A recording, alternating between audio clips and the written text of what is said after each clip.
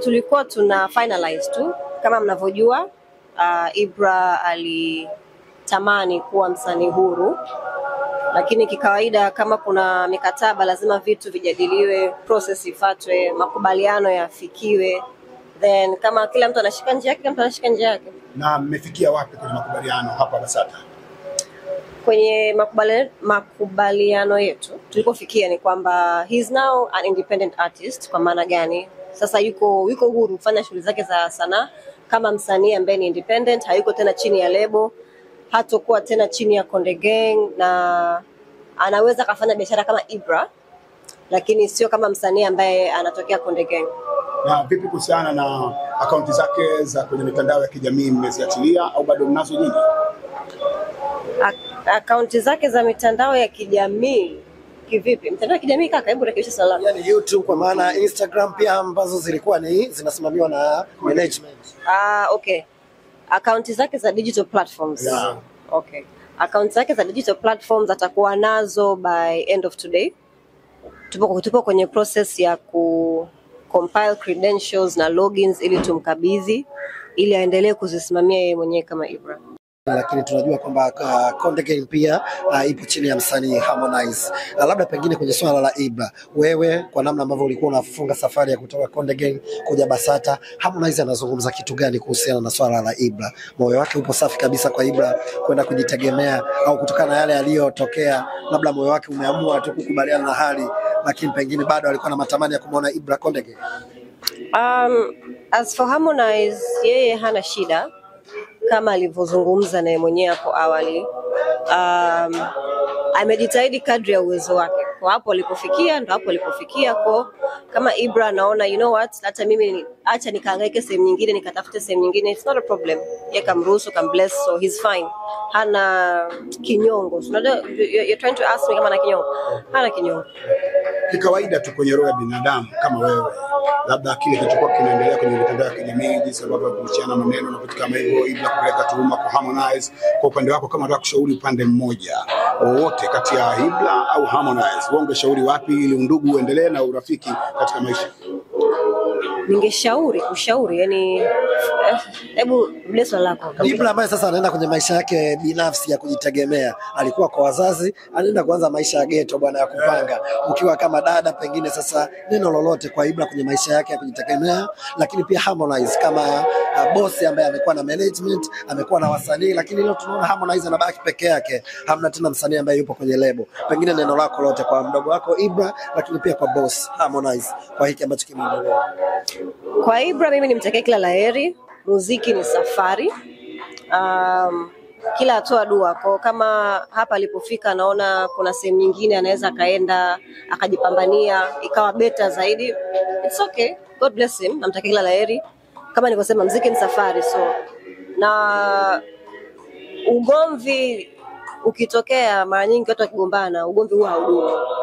Baada ya muda maybe tutategemea kuona wakifanya kazi, maybe tutategemea kuona wakisapotiana, wanasapotiana mpaka sasa hivi, lakini my point being, muziki ni safari na namtakia kila laheri, endelee kupambana. Kwa upande wa Harmonize, nadhani kwa jitihada alizozifanya, whether ni kubwa au ndogo, yeye mwenyewe ameridhika nazo, ameona it's okay. Labda hapa nilipofika sasa tena kuendelea. Kwa yeye kuamua kumruhusu Ibra endelee na mambo yake mengine, sidhani kama kuna tatizo, sidhani kama kuna ubaya, kwa sababu siku zote ukiwa unafanya biashara kuna kupata na kuna kukosa. Ukipata unasema asante, ukikosa unasema okay, pengine labda hapa nilipofika sina nguvu nyingine ya kuwekeza, mtu mwingine aje aongezee ile nguvu nyingine ili aendelee. Yuko tayari kusaini wasanii wengine au kwa sasa anaona pengine apumzike kidogo aendelee yeye mwenyewe kama? Kwa hilo siwezi kulizungumzia kwa sasa, kwa sababu kuna conversation nyingi zinaendelea internally kuhusu future ya Konde Music iweje na iende vipi. Kwa maana kwamba mnajitafakari. Yes, tunajitafakari kwa sababu kama tulivyosema, hii ni biashara, na ukiwa unafanya biashara lazima una project kwamba hapa ninavyo invest kwa fulani naweza nikapata, ama ninavyo invest hapa naweza nikapata. Sasa ikitokea tofauti au ikitokea labda hujafikia malengo yote uliojiwekea, una haki ya kurudi nyuma na kusema hebu ngoja nijiassess kwanza, nione wapi napatia, wapi nakosea, wapi panahitaji kujipanga upya, ama wapi niboreshe. Ni kitu gani ambacho tukijui kutokana na sakata hili japo limekwenda kuisha, unatamani useme kwa kuwa ni mtu wake wa karibu kwenye lebo ya Konde Gang? Kitu gani ambacho hatukijui?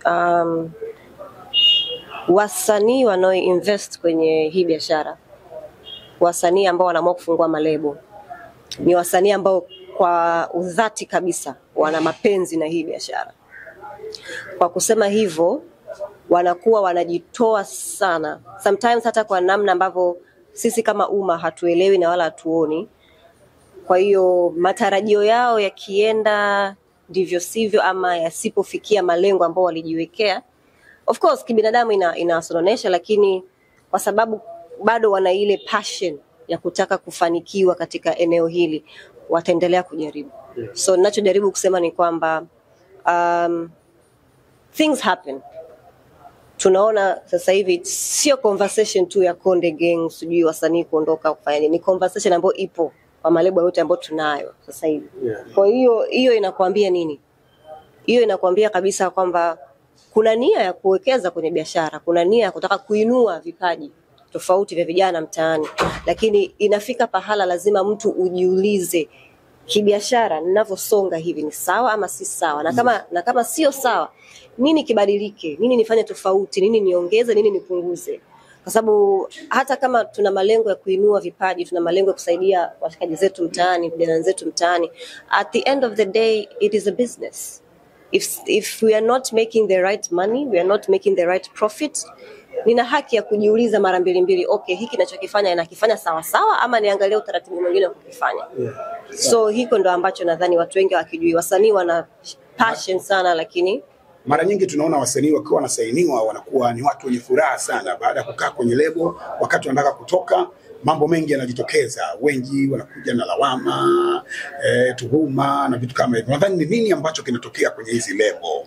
Ukizungumza wewe kama wewe, kwa sababu umedumu kwenye kazi hizi kwa muda mrefu, experience yako, nadhani nini kinawasababisha wasanii wanapokuwa wanataka kutoka kwenye lebo lazima labda watupie tuhuma kwa bosi wa lebo, tuhuma ambazo wananchi pia wanakuja kuziingilia kati kuona kama anaonewe?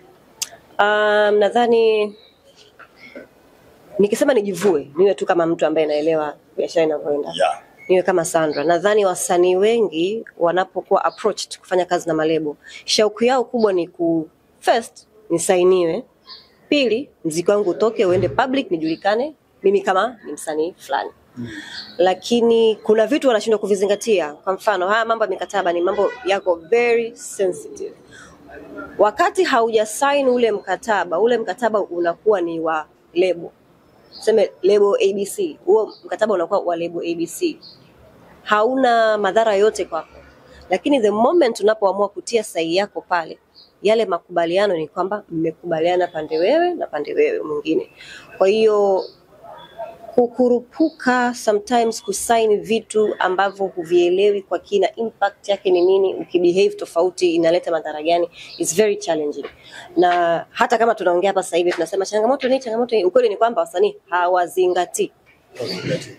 Hawazingatii. Wewe ni meneja wa Konde Gang, lakini ukiwa kama meneja ambaye anakusimamia muziki wa msanii, lakini kuna maisha ya msanii pia, unahakikisha msanii pengine anakuwa hana stress, maisha yake yanaenda vipi, ameamka vipi, ni jukumu pia la management na watu wote wanaomzunguka msanii. Harmonize, kuna story na watu wanamzungumza kwenye sakata hili la wasanii kuondoka kwenye lebo yake, kwamba mahusiano ya kimapenzi yamekuwa sababu sana ya yeye kutengana na wasanii wake, kwa maana kwamba mpenzi wake anashauri, yani ana nguvu kubwa ya kushauri kwenye management kuliko yeye, kwa maana Kajala amesikilia lebo, lakini pia Harmonize kwamba ndo mshauri mkuu. Kwenye hili unaweza ukawaambia watu chochote kitu? Kwanza Harmonize ni msanii ambaye yuko chini ya Harmonize Entertainment. Unachoniuliza wewe unataka nijibu kwa niaba ya Rajabu, kitu ambacho siwezi kufanya. Yani hilo itabidi muulize Rajabu. Kwamba wewe kama manager unaona maisha ya msanii, unaona pengine kweli kuna namna unaona mapenzi, yani kuna ukweli wowote kwamba Kajala anaingilia kwenye lebo na ndio inasababisha kwamba wasanii waondoke kama inavyosemwa huko mitaani? Narudia, kama kiongozi wa Konde Gang.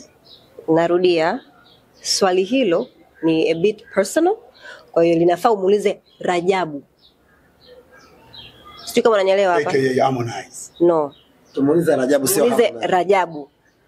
Ukiniuliza Harmonize kama msanii, nitakwambia hana mamlaka hayo ya kusema kwamba Tanzania hawajui mahusiano ya Rajabu, wanajua mahusiano ya Harmonize. Na kuelewesha sasa, hilo swali ni swali la kumuuliza Rajabu, sio la kumuuliza Harmonize.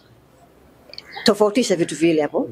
Hapo kuna msanii na kuna mtu wa kawaida. Mtu wa kawaida ndio mwenye hii kampuni. Harmonize amesainiwa chini ya kampuni. Kwa Harmonize hana mamlaka kusema ni kweli au sio kweli. It's not his place. Japokuwa kama msanii ana haki ya kuwa na mahusiano ambayo yeye yanampa faraja na amani na yanamtuliza.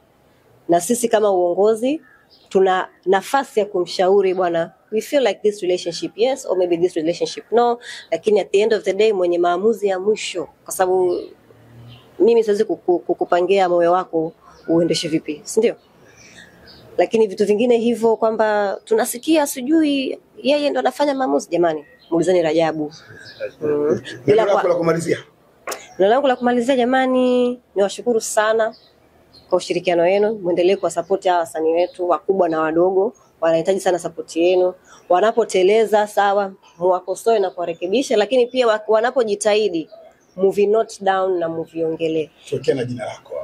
Sandra. Kwa majina naitwa Sandra, ila unaweza kaniita Miss Brown. Mimi ni artist manager na music business executive wa hapa East Africa. Tupo na paparazzi pia. Paparazzi nako.